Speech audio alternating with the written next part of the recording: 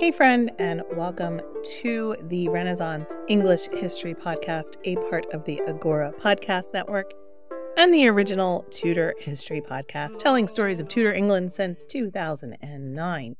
I am your host, Heather. I'm a storyteller who makes history accessible because I believe it's a pathway to understanding who we are, our place in the universe, and being more deeply in touch with our own humanity. So this is episode 237. I think. And it was around this time of year, of course, May 1536, when Anne Boleyn was being held in the Tower of London, awaiting her fate, which would, of course, come to her on May 19th. So I've been doing a couple of different episodes. Members and patrons will have seen a couple of episodes on the timeline of Anne's downfall. Members and patrons got an episode yesterday on whether or not there really was a romance with Thomas Wyatt, the evidence against him, because he was also one of the men accused, although he was not formally indicted and he was freed. Hilary Mantel has some interesting thoughts on that in the Wolf Hall series as well. So in this episode, I've been reading Alison Weir's The Lady in the Tower, which is something I kind of come back to at this time of year every year. It chronicles the plot against Anne and basically what happened Anne's final month of life, how Anne was reacting, how the people around her were reacting. And I want to talk today about the early period in her imprisonment. So the period before her trial, when things were still kind of uncertain, when news was still spreading, when people weren't sure what was happening. So if you want to really dig deep, I mean, Alison Weir's book, I have the ebook, so I don't know exactly how many pages it is, but it's a full book. It goes into huge amounts of detail on this. So I obviously cannot do that in a 20-minute podcast episode. But we're going to talk about the period from Anne's arrest, kind of up to around her trial time and what was going on and what she was saying, what the letters say, all of that kind of stuff. So let us get right into it. On the morning of May 2nd, 1536, Anne Boleyn was actually very busy. She was watching a tennis match. She was supporting a player who won, and she actually said that she should have placed a bet on him. So she was just kind of finishing up that train of thought when a messenger arrives, telling her that she needs to present herself before the Privy Council. So Anne goes to the Privy Council. She's probably nervous. And the truth is she also had likely been expecting something like this. Just a few weeks earlier, she had mentioned to her chaplain, Matthew Parker, that she had hoped that Matthew Parker would take care of her daughter Elizabeth if anything had happened to her, which was a charge that he took very seriously and would honor for his entire life. There was also a very famous argument between her and Henry where she wrapped up the young toddler Elizabeth in her arms, and that's been portrayed many times. So Anne knew things weren't right. Just how unright they would be was still to be seen. So she enters the Privy Council chamber, and there are three men. There are her uncle, Norfolk, and then Sir William Fitzwilliam, and Sir William Paulet, the King's Controller. William Fitzwilliam had actually just returned to Greenwich, which is where they all were, from London that morning, having just had the responsibility of committing Henry Norris to the Tower. So these people were not men who were very supportive of Anne. Right away, they informed her that she was accused of evil behavior. And they formally accused her of having committed adultery with Norris, with Mark Smeaton, and there was one other that they could not name. Of course, Anne denies the charges. She said she was the king's true wife. No other man had ever touched her. And she would have known that these crimes were serious and that her enemies were out to destroy her. She would have known right away then after this that this is what the plot was. And she also would have known that the king himself had ordered her arrest, because they couldn't do this without the king's knowledge. So she knew right away what the charges were, She knew kind of what the game was, what the plot was that they were going to be playing, and she knew that the king was okay with it. Later on, she would say that when she was at Greenwich, she was handled very cruelly. And the other thing she mentioned is that her uncle Norfolk didn't really say much, except he would just tut-tut her. Tut-tut, which, kind of just looking down on her. Although when I hear tut-tut, I think of Winnie the Pooh, because didn't he say tut-tut, it looks like rain? Wasn't that a Winnie the Pooh? Was it tut-tut? Put-put? I forget. Anyway, I digress. So, Anne's still at Greenwich. She hears about these charges, and then they take her back to her rooms for her dinner. Because, of course, we need to have things go according to propriety. She is the queen. So she's taken back to her rooms for dinner. Can you imagine what a terrible dinner that would have been? There she is. She's under guard. And one thing she noticed, apparently regularly, it was a custom that the king's waiter would arrive to wish her, on her husband's behalf, much good may it do you, the meal. So the waiter would arrive and say, much good may it do you. And this did not happen today. She also, looking around, saw that her ladies and servants were struggling to contain their tears. So she tries to eat what little she can eat. Also, keep in mind, she is just 3 months post-miscarriage, where she miscarried of a baby that was about 15 weeks gestation. So it wasn't an early miscarriage. This was a late miscarriage. So her hormones were all over the place. This was not an easy time for Anne. And here she is having this lunch. Everybody's crying. She doesn't know what's happening. Norfolk returns. She's still seated at the table. She's still under her cloth of estate. Norfolk has Cromwell with him, as well as some other lords of the council, captain of the King's Guard. And Norfolk has a warrant for Anne's arrest in his hand. Anne asks why they came, and Norfolk says they came by the king's command to take her to the Tower. She replies that if it be his majesty's pleasure, she was ready to obey. So they took her right away. She wasn't given any time to pack. She wasn't even given any time to say goodbye to Elizabeth or gather her women. And it's hard because I look at this and I say, that's so terrible. I can't even imagine. Oh, it's so tragic. Catherine of Aragon wasn't given time to say goodbye to her daughter either. So it's all tragic. It's all sad. And so she doesn't have time to do anything. No gathering her women, nothing. The men told her that she would be provided for in the Tower, and she was actually. They budgeted over £8,000 in today's money just for her food. Now, I know food is expensive and inflation and cost of living and all that kind of stuff, but £8,000 is a lot of money. So she was clearly going to be served as a queen, taken care of as a queen, but her household was left behind at Greenwich. Anne is taken during the daytime. This was a big deal because normally with something like a queen or someone really famous or noble, you would want to take them in the evening, at night, under the cover of darkness, so people couldn't necessarily see. It wouldn't be a spectacle. But they took Anne in the middle of the day. News spreads quickly. There's crowds that come along the river to watch Anne, jeering crowds, all of that kind of stuff. Anne enters the Tower by the court gate. It took a couple of hours to get there. She was apparently arrested after her dinner at about 2:00. And then the reports say that she arrived at the Tower at 5:00. It shouldn't really take that long by barge, so there might be a little bit of a mix-up. But, it wasn't just a quick 10-minute drive or something. This was a process. And the whole way people are staring and, along the river watching, all of that. So she gets there. She goes to the court gate.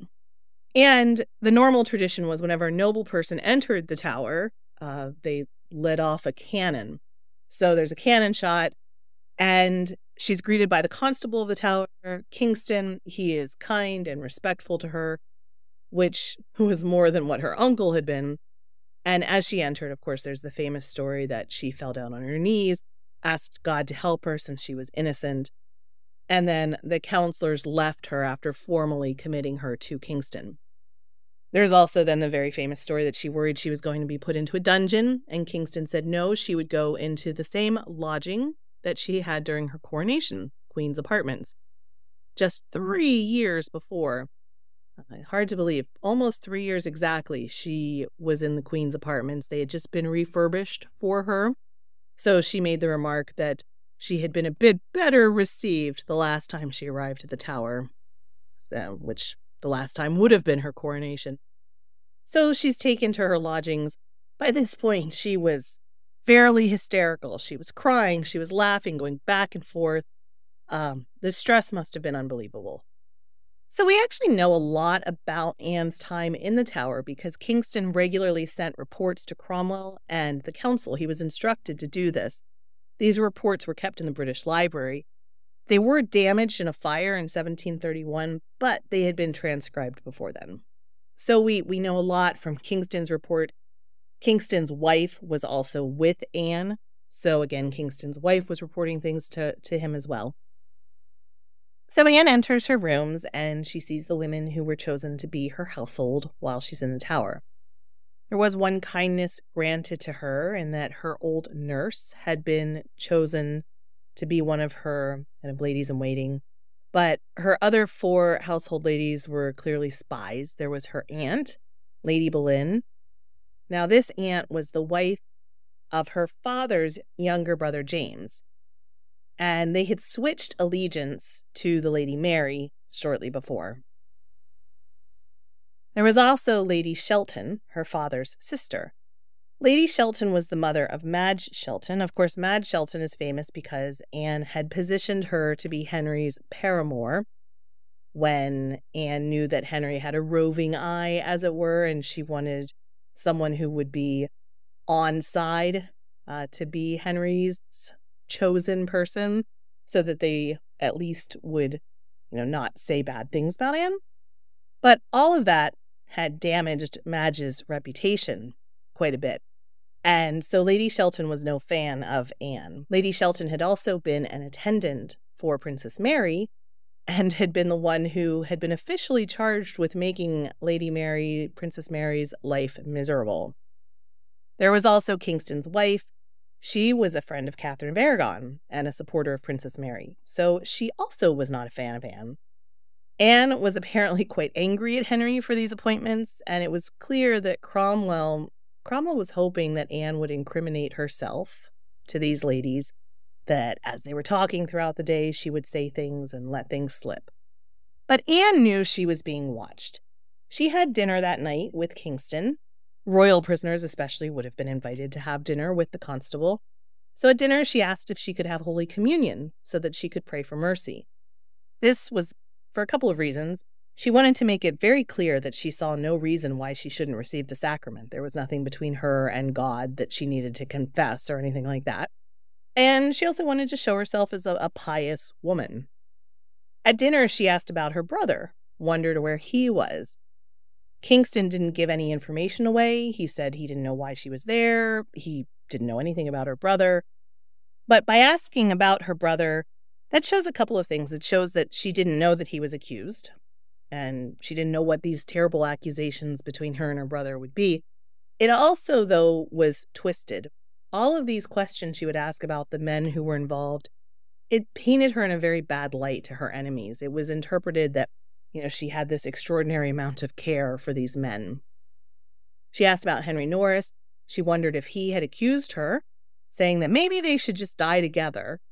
And then she also said that her mother would just die when she found out what was going on. She said, my poor mother, it's just going to kill her. So the truth of the situation was kind of starting to set in for her. And she did ask, also famously, whether she should die without justice. To which Kingston responded that, of course, the poorest subject of the king has justice. And Anne kind of giggled at that because, of course they do. By that evening, most of the people in London had heard all of this news, had heard that Anne, their queen, had been arrested. This was the first time in the history of England that a queen had been arrested like this. So it was a big deal. Chapuis was just over the moon and wrote back home that the plan that he had wanted had come to pass better than anything ever could have been believed, to the disgrace of the concubine, Anne, who had been brought in full daylight to the Tower with only 4 women left to her. Now, of course, Chapuis was convinced that God had set this all up in retribution for what Anne had done to Mary and to Catherine. Later that night, members of the Privy Chamber were heard saying that they were just so happy that the king had escaped the great danger that he had been in being around Anne. And most people seemed to agree that Anne was guilty, and the city actually seemed to hope that Princess Mary would be restored. Anne had never been popular. There are those stories of during her coronation procession, the initials H and A for Henry and Anne, people would call out ha ha laughing. So she was never popular with the people, and she didn't have very many friends who were willing to speak up for her. Most of the people seem to have believed or let themselves believe that Anne was capable of these crimes. On May 2nd, that evening, there was a Roland Buckley who was a lawyer at Gray's Inn, and he wrote a letter to his brother, Sir Richard Buckley, who was a friend of Henry Norris, was also a deputy of Norris. And he wrote, "Sir, ye shall understand that the Queen is in the Tower, the Earl of Wiltshire her father, and my Lord Rochford her brother, Master Norris on the King's Privy Chamber, and on Master Mark with divers other sundry ladies. The cause of their committing is of certain to be treason committed concerning their prince. That is to say that Master Norris should have due with the Queen." And he wanted Sir Richard to come back and maybe use his influence on behalf of Norris. But the courier was actually delayed. Cromwell had spies all around who were intercepting letters. The courier was delayed and didn't get to Buckley in time. Now, Henry was apparently ready to believe anything of Anne. And think about it. She had been ruthless in her ambition.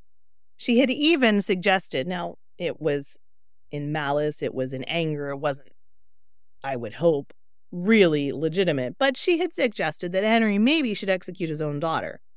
There was suspicion that she had murdered Catherine of Aragon.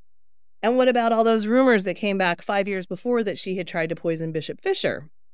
So Henry, of course, was letting himself believe all of this, and that night he saw his son Henry Fitzroy, and he cried and said he was just so very happy that his children had survived, despite her attempts to kill them all. Of course, Henry Fitzroy would die just about a month later. There were people who said that maybe that was Anne's retribution, that she had actually been poisoning them, but it was a very slow-acting poison. That is very unlikely. But at this point, Henry Fitzroy is still around. Henry VIII is very happy about this and saying they're all just so lucky to have had such an escape. So during this time in the Tower, Kingston made sure that he was hearing everything possible from the women spies in her room. Anne shared conversations that she had had with the men, including Francis Weston, about each other, and these conversations were all reported back to Cromwell via the women. There wasn't much else for her to do in this time there in her rooms except speculate about what was happening or what wasn't going to happen or who knows. So there was a lot of time where, Anne saying, oh, well, there was this time when Francis Weston said this, or maybe they're thinking about the time when Henry Norris said that. So there was a lot of speculation, and that was all going back to Cromwell. For example, on May the 3rd, Kingston wrote to Cromwell that Anne spoke of teasing Francis Weston and saying that he loved Madge Shelton better than his own wife. And this is where we get the very famous story of him replying that he loved one in her household above them both. And when pressed as to who that was, he said that it was Anne herself. Now, this was all just courtly love games, but in this context, it was taken literally by Cromwell and her enemies. Some of the men who worked for Anne during this time as these arrests are coming down were understandably nervous that they would be caught up in it. Francis Bryan, for example, was ordered back to court and questioned by Cromwell himself. A very tense atmosphere at court. Now, some of this might be down to the council thinking maybe there were more men involved, but it also could have been an intimidation technique by Cromwell, like, hey, don't raise your hand and speak up for Anne because you don't know I might be coming for you next. So many of those who worked for Anne wanted to distance themselves, and they participated in the investigation against her just to make sure that their own names were clear. On May 5th, Thomas Wyatt was arrested with Sir Richard Page, who was a former secretary to Cardinal Wolsey. And as I said in the members-only episode this week, of all the men who were imprisoned with Anne, it's Thomas Wyatt that there was actual evidence for a romantic flirtation with, and Wyatt got off and was freed. Cromwell himself made at least 2 visits to the Tower while Anne was there, but there's no evidence that he actually saw Anne. Anne continued talking to her women and saying stories about the men who were involved with her, who were accused with her, and this was still being interpreted by the women that she was being indiscreet and that she was unnaturally interested in them. Also, they were saying, look, she was fraternizing with the men inappropriately. At least by not keeping enough distance between herself and them, she left herself open to accusations and suspicions. So, you can't win either way. Either you're one of the people and then you're being accused of potentially fraternizing with them inappropriately, or you're up high and completely unavailable and then people don't like you for that. So there's no winning. You can't please everybody. So in this case, Anne's style came back to haunt her. Now I'm going to talk about a very mysterious letter that was supposedly written on May 6th. It's in the Cotton manuscripts in the British Library, and it's called To the King from the Lady in the Tower. This letter was first published in 1649, so 100 years later, and it's said to be a copy in Cromwell's handwriting of an original letter sent by Anne to Henry. And it was supposedly found lying among Cromwell's papers collected after he himself was executed in 1540. So I'm not going to read the whole thing because it's pages long, but I'm going to read a little bit of it. It says, "Your Grace's displeasure and my imprisonment are things so strange unto me that what to write or what to excuse I am altogether ignorant. Whereas you send on to me, willing me to confess a truth and so to obtain your favor, by such a one whom you know to be mine ancient and professed enemy, I no sooner received this message by him than I rightly conceived your meaning.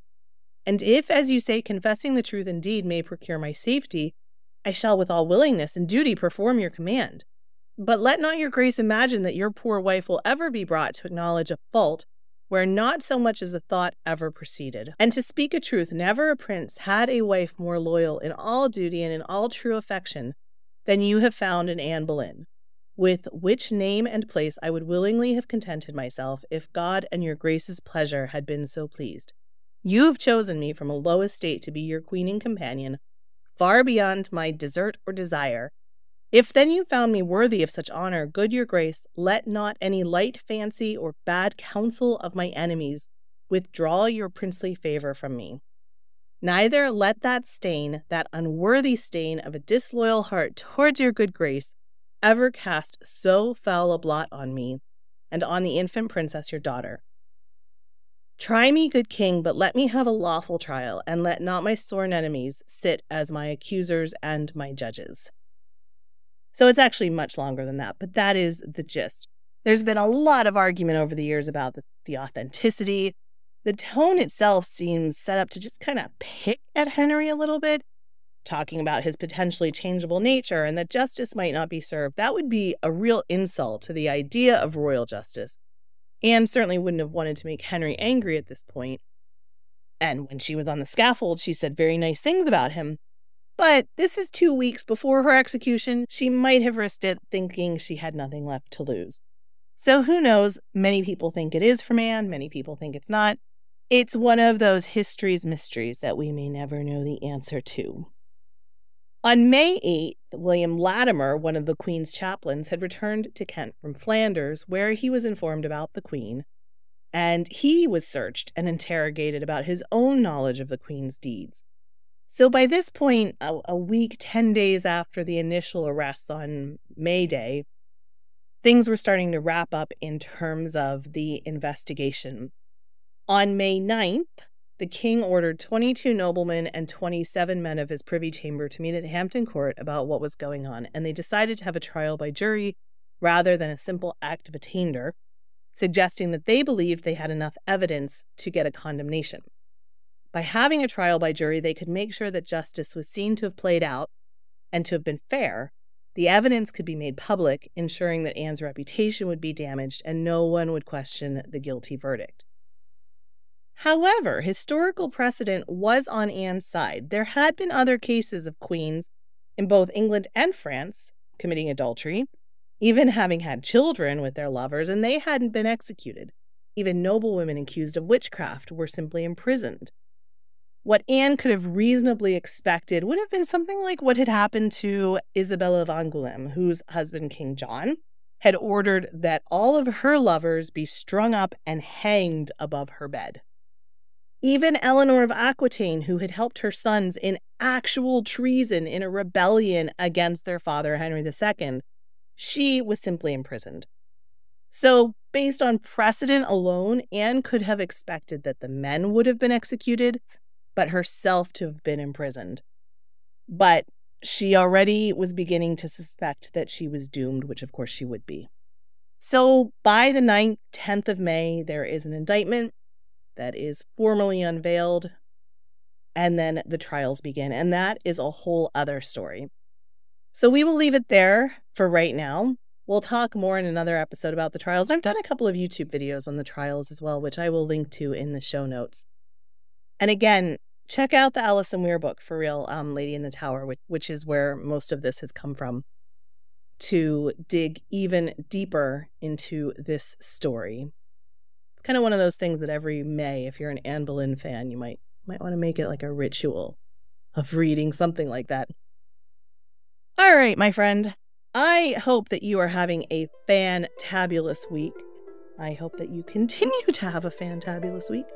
And I will be back next week, and we will talk again then. All right, thank you so much for listening. We'll talk soon. Bye-bye. Blow, northern wind, send who may be sweating. Blow, northern wind, blow, blow, blow. Ich hote bord in Bauerbricht, dat soll is semlis on sea.